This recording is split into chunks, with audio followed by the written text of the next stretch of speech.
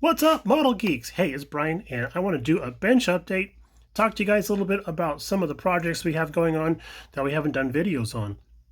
Now, I felt a little guilty about doing that Lamborghini silhouette recently and just kind of doing a final and be like, here, I did this. And you guys are like, hey, that looks cool. Do you have any videos about how you did stuff? And I said, no, sorry. But I'm attempting to correct that error. So, first off, we're going to talk about our Porsche. I'm calling this the Porsche because when I got the box home and opened it up, I looked inside. I'm like, oh, yay, it's a Porsche. And I looked inside and went, So I do like 914s, especially the 6-cylinder ones. Those are spry little cars, and they got kind of a bad knock for being something that's supposed to be put together with Volkswagen parts, but wasn't the original Porsche the same thing? I look forward to your comments. But we're doing this guy in orange. This is a Tamiya color, and I believe the color is literally orange. I did it over a white primer so we would have a nice brightness to the color. On the bottom side, or underside, we did it over a gray primer, so we have a little bit of a darker color tone there. On camera, does it show up much? No, of course not. But it'll show up nicely when people see it. It shows. Oh, you're gonna take this to a show? Oh, hell no, I'm not taking this to a show. But interior is very, very basic. We've been plugging along on that there. The things, there's a couple of interesting choices about this particular kit. I suspect mostly because it's a target top. So this entire window frame was molded separately and has to be glued in place. Really something that I felt should be done before we start painting the car. So we did that. We figured out all of our, I don't know what you're going to call it, geometry and stuff, and got the roof on the front windshield frame on there. The transparent piece fits in there nicely. We do have to go back and black out the dash, so that's going to be fun. It can be done. It's not hard. I have a plan. So we want to do blackout on the dash, a blackout on the roll bar and flying buttresses there, and then we want to do a black stripe along the bottom as well. We have the to go ahead. Since this wants to come off, let's just go ahead and take it off. Oh, there's the roof. Hello, roof. So again, interior is very, very basic, but it does come with a racing seat, so the driver's side seat does come out, but the passenger seat's molded in place. I'm thinking this might be one of those cars where if you're a passenger, you're not having as much fun as you think you should be having. The rear deck lid does mount to these uprights that are here that are molded separately. We have to go in place. So figuring out exactly where those need to place, that's a little bit of a challenge, but it can be done. And we do have working hinges on this one, so that's kind of nice. The hinges are captured. There is another piece that goes across the top here that we'll put in, but we do have to do a blackout on that, because it's supposed to be a vent screen there with the word Porsche molded on it, just like the real thing, of course. So this area right here all has to be blacked out because it's the screen. So I thought that maybe masking it, doing some semi-gloss black across the top of that, and then hitting it with some Ushi powder might be kind of a striking contrast. That's one idea. The issue that we had with this guy here is that when we got this and opened up the box, we were a little disappointed to find out that there's supposed to be some sort of cross brace in here, but it was broken. This piece here was tucked in and crushed.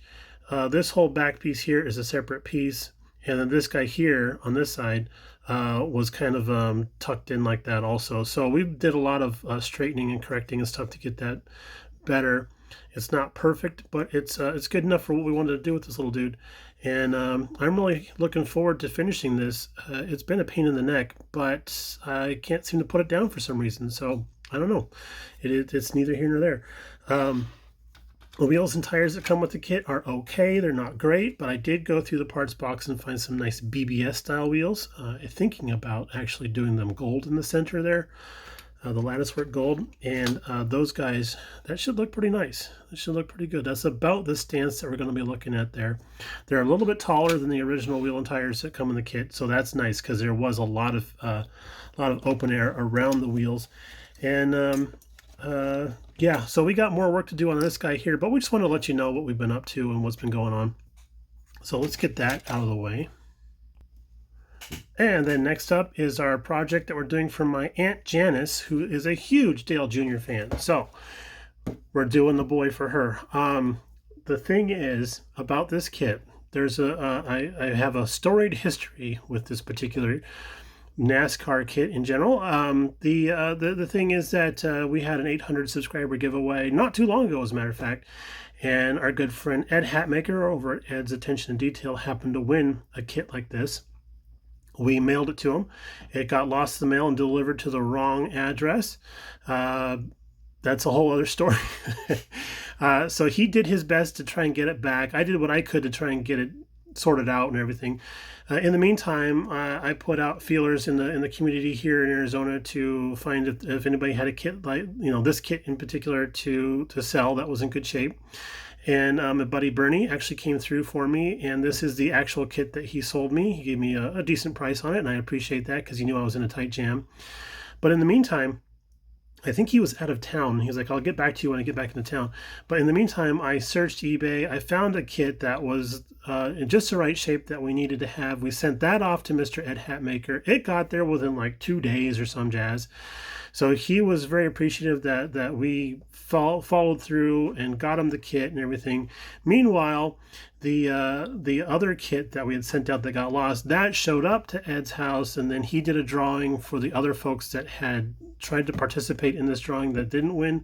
He did a drawing for those folks for that kit, and then all the while I had this one sitting on my shelf going, what about me? So I was like, well, I do like that car. I mean, it's a beautiful car.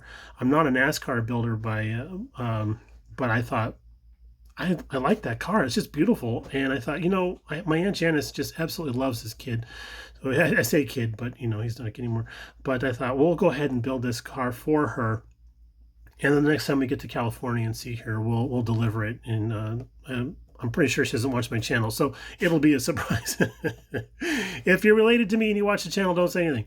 But yeah, we're going to build this for her and give it to her as a nice little gift. We have been clipping parts, so we have all these ones here cleaned and ready for primer. And then this is how I like to sort.